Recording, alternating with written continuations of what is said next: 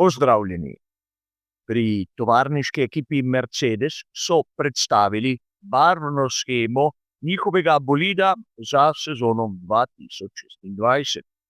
Poglejmo si skupaj, kako bo izgledal dvojni V17.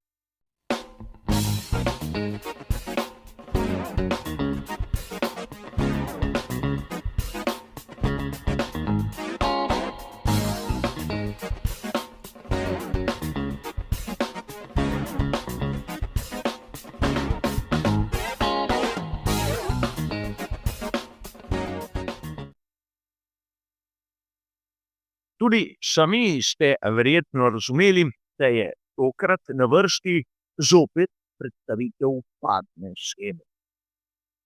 Da je temu tako, nam potrjuje tudi sama tovarniška ekipa Mercedesa, kjer so uradno povedali, da bo predstavitev bolida dvojni V17 2. februarja.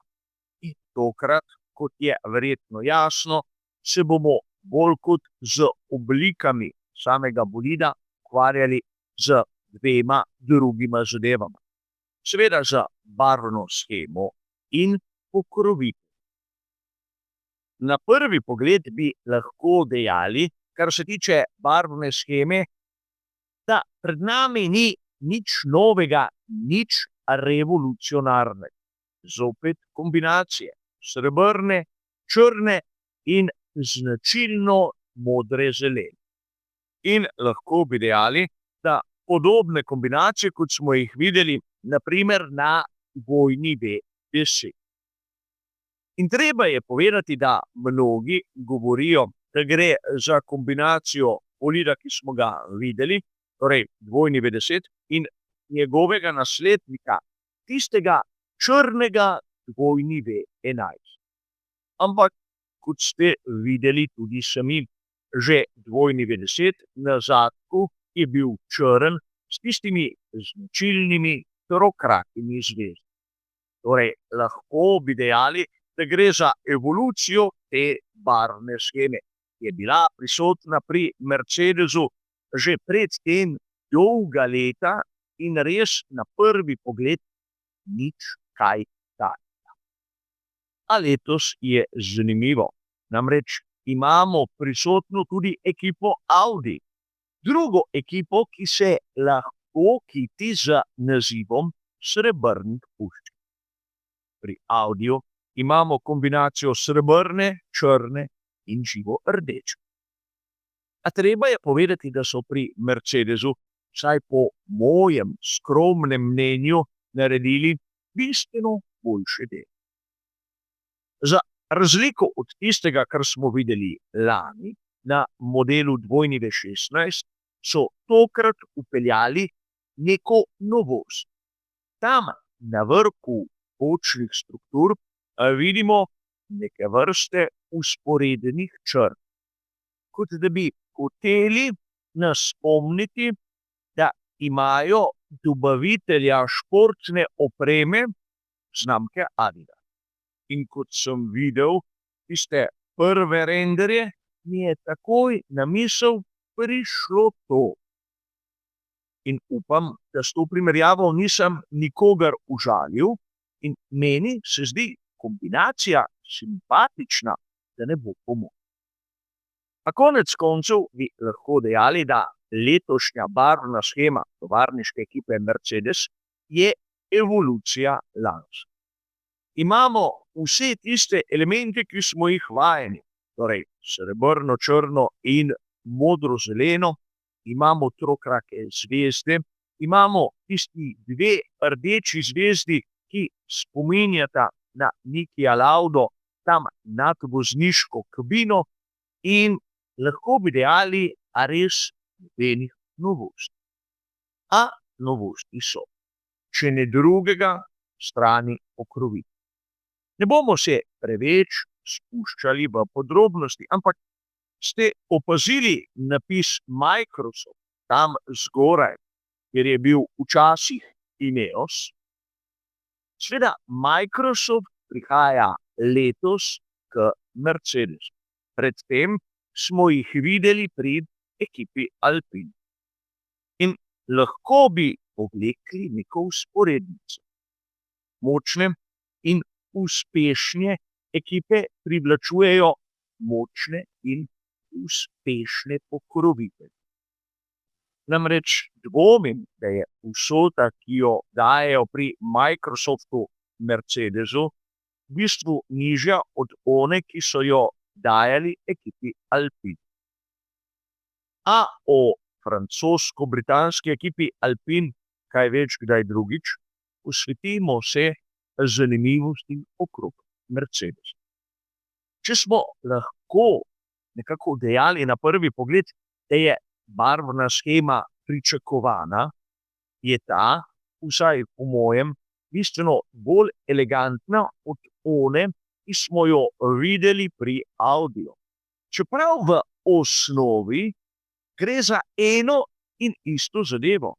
S to razliko, da so pri Mercedesu, vsaj po mojem, napravili boljše delo. Nič kaj takega, nič presenetljivega, nič, kar bi kar takoj padlo v oko. Lahko bi dejali, da je barvna shema res pričakovana, ampak bistveno bolj skladna od onega, kar smo videli pred nekaj dnevi. In sedaj se lahko malce tudi poigramo in skušamo ugotoviti, kako bomo ločili ene od drugih. Namreč v tistih posnetkih od spredaj bomo videli, da sta oba bolida lepo srebrna in edina razlika je seveda tista živo rdeča barva pri Audiju in modro-zelena pri Mercedesu. Od spredaj, vsaj po mojem mnenju, bomo najprej ločili eno od druge ekipe, potem, da bomo vedeli, da so pri Audiju z živo rdečo pobarvali tudi notranjost obeh bočnih hladilnih rež in one zgornje. Na bokih bomo zopet lahko lepše videli kakšen delček modro-zelene ali rdeče, od zadaj bomo verjetno videli kakšne simbole v rdeči barvi pri Audiju, pri Mercedesu pač ni. In zopet smo tam, s tem, da imata obe ekipi pravico uporabljati ime srebrne puščice, smo dobili v osnovi dva bolida, ki bosta lahko v gneči, poudarjam gneči, podobna. In tako v tistih kadrih, kjer bo seveda prenos na hitro nam pokazal dogajanje, bomo morali biti izjemno pozorni. Podobno kot je bilo svoje čase pri Scuderii Toro Rosso in ekipi Red Bull, ko so v osnovi imeli pri obeh ekipah temno modro. Seveda od blizu jih je sposoben vsakdo ločiti, ampak daleč, lahko bi pri Mercedesu imeli malce več razumevanja za nas, navdušence, in napravili nekaj drugače. In priznam vam, da barvna shema Mercedesa se mi zdi bistveno bolj elegantna od one, ki smo jo videli pri Audiju. Tu seveda se lahko pogovarjamo o tem, ali se strinjate z menoj ali pa ne. Vseeno, tudi ta barvna shema na lestvici tistega, kar so do sedaj predstavili, ni ne vem kako visoko. Je seveda tam verjetno od spodaj navzgor na drugem mestu, takoj pred Audi. A rad bi poudaril, da sam sem pričakoval, da bi vsaj na prednjem delu, tam v območju nosnega konusa, morda uporabili malce več, če ne drugega, modro-zelene barve in nam tako pomagali vsaj oddaleč ločiti enega od drugega.